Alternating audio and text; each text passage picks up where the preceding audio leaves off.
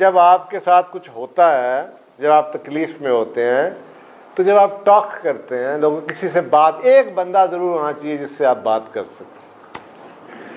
کچھ بھی نہ آپ کو سلوشن ملے، just by talking you get lighter. یہاں بھی سر گاؤں دیہات میں جو کتھارسس کا جی، گاؤں دیہات میں تو شام کو پنڈال میں سارے بیٹھے ہوتے تھے، حکا چلتا پیا جناب، منجے سے بیٹھے نے سارے لگے بورڈ تھلے.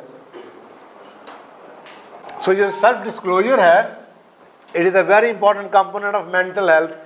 شہروں میں نا ہمیں کمپوزر کی عادت ڈالی گئی ہے، وی ڈونٹ ٹرسٹ. ہم نے اپنی ایک نا جھوٹی عزت بنائی ہوئی ہے. نہیں، آپ اپنی کمزوری نہیں دینا چاہتے. ہاں، جھوٹی عزت ہے.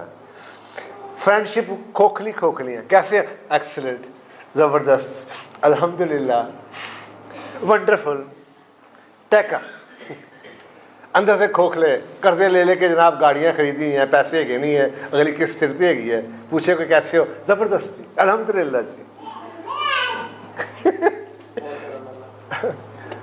یہ دس از کلنگ یو.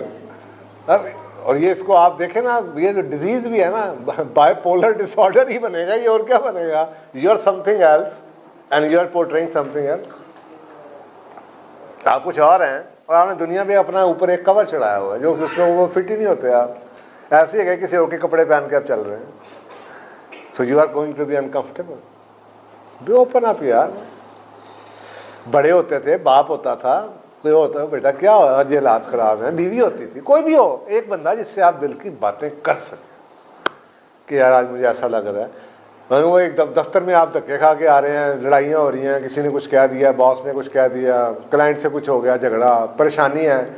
یار بیوی سے بات کی نہیں یار، اس دن کی کرنا ہو تو اپنا سیاپا پا کے بہ جائے گی. اب یہ پرابلم ہے، میاں بیوی کے اندر شیئرنگ ختم ہو چکی. So this is also killing us. So less mentally healthy people, they tend to be unable or unwilling to engage. یا وہ کرنا نہیں چاہتے یا وہ کر نہیں سکتے، شیئرنگ نہیں کر سکتے. So when we hang on to our feelings of sadness for a long time without venting it, we will start getting depressed. یہ بھی تو ایک طرف ٹاکسن ہی جی بالکل ایسے ہی ہے، بالکل ایسے ہی ہے. سو امیڈیٹلی فوراً نکال دیں اس کو باہر، فوراً نکال دیں. When we vent our feelings by crying اور ٹاکنگ اباؤٹ، یہاں تک کہا جاتا ہے even if you want to cry it's good to cry in a crowd. کرائی بھی کرنا کسی دوست کے ساتھ رو لو یار، وہ اس سے بھی بہتر ہوگا. چاہے کچھ بھی ایک لفظ بھی نہ بولیں، بیوی کے ساتھ لگ کے رو لیں، دوست کے ساتھ لگ کے رو لیں، بس رو لیں، کچھ بھی نہ کہیں.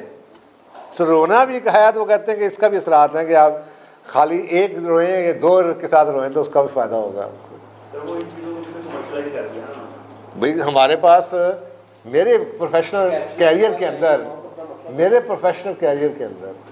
تقریباً 20-30% کلائنٹس جو آئے ہیں ان کا صرف ایک ایشو تھا، یہ